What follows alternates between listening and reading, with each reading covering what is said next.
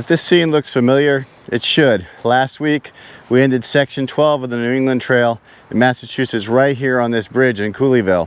Today, we're going to tackle sections 13 and 14, heading north on the New England Trail.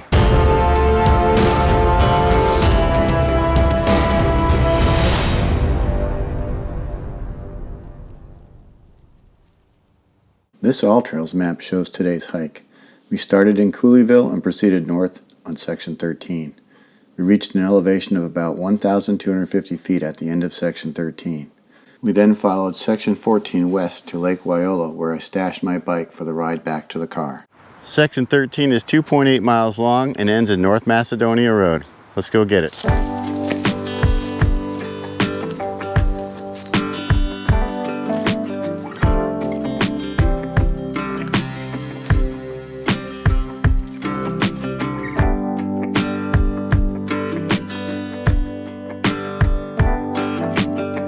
Today's weather is similar to last weekend. It's pretty warm, mid-60s. Might even get close to 70 today.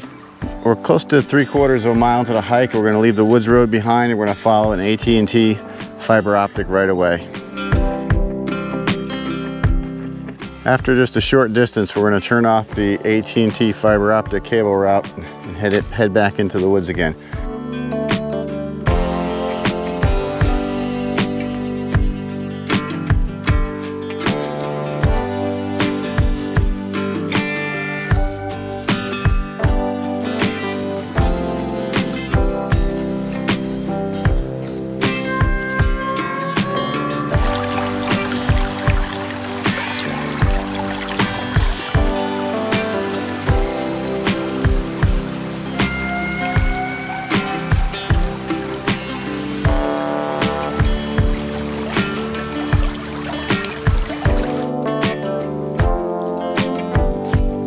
As we can see by the 027 marking down here, we've rejoined the AT&T fiber optic right away.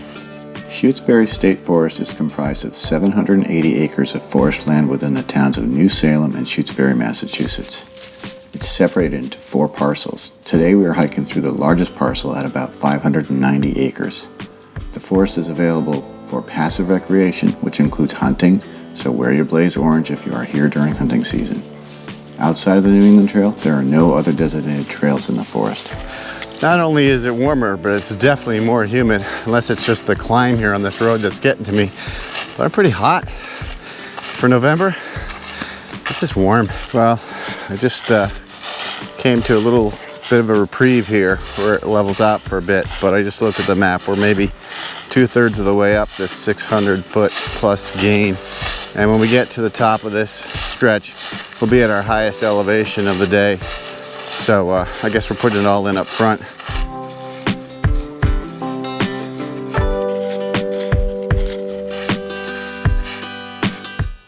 Shutesbury was incorporated in 1761 and was named after Samuel Shute, a former governor.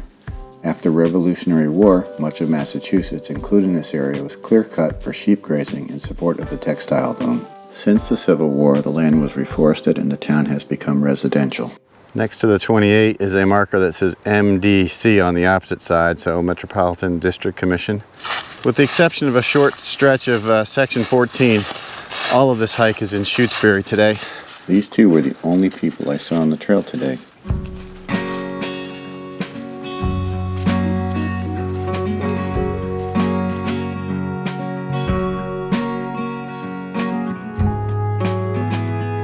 We've reached the top of the hill, and what we can see here is definitely some stonework that probably involved some kind of a foundation here. There's a form here, some rocks back there, rocks on both sides, and this is definitely a road. It's labeled a Jeep trail on the old topo maps, but this was a road at one point. This was probably the entrance to someone's farm or homestead. It's hard to believe in Massachusetts, the most populous state in New England, that we still have locations like this where you can walk on an old woods road and see a foundation or so. Pretty cool. It's funny, we're getting the wind like you would expect in November, but it's a warm wind and it feels humid out here today.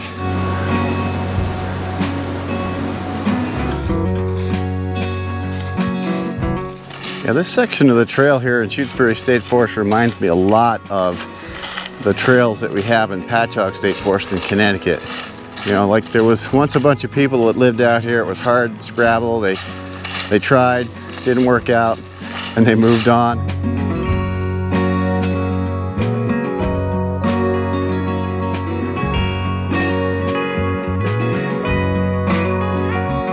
Well, we definitely ran into a very cool cellar hole here. That wraps up section 13. We're just leaving North Macedonia Road, taking a left on Rockwell Hill Road. And this is the beginning of section 14, which is going to be 5.8 miles to Lake Wyola State Park. Well, the skies don't look too bright. Knock on wood, it's not raining. I do have my raincoat if I need it.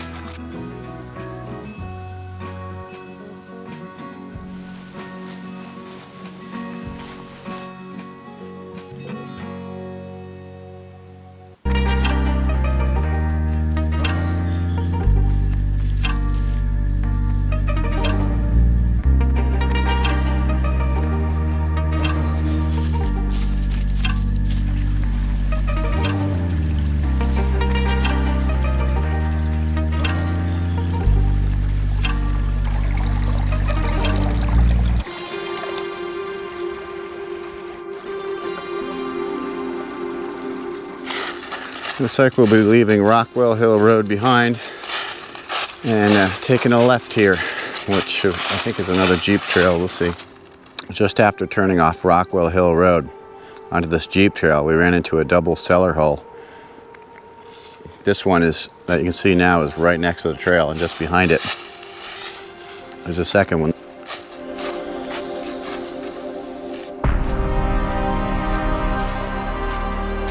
This reminds me of the Great Smokies and the Shenandoahs, not in terms of beauty, but in terms of people living out in the woods, doing everyday life without electricity, without running water, just living in these homes in the middle of nowhere. Starting to get a couple of sprinkles. I can feel some almost mist on my arms here. Hope it holds off.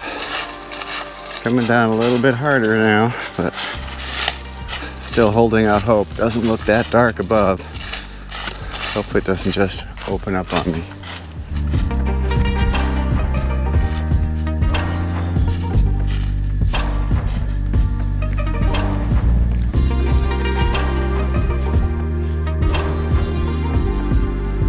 The trail dumps us out on another road here. We're going to take a right, and I think just through these trees is the west branch of the Swift River.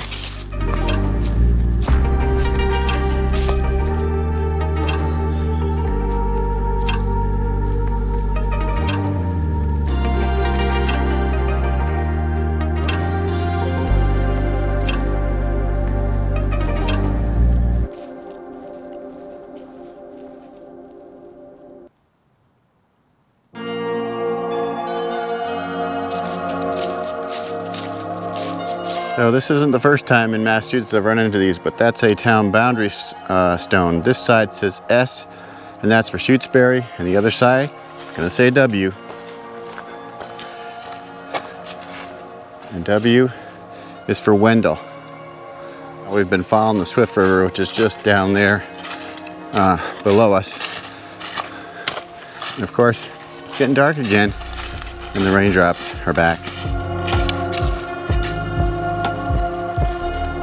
Well, it looks like we're experiencing maybe the heaviest rain of the day so far. All right, we've got about 2.5 miles worth of walking to do on Jennison Road.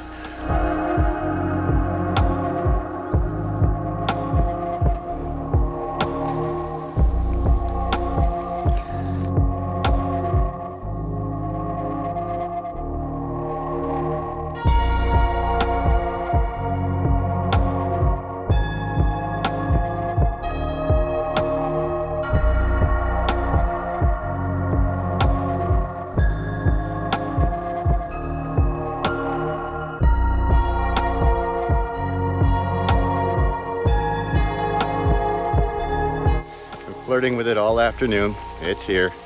The rain has arrived.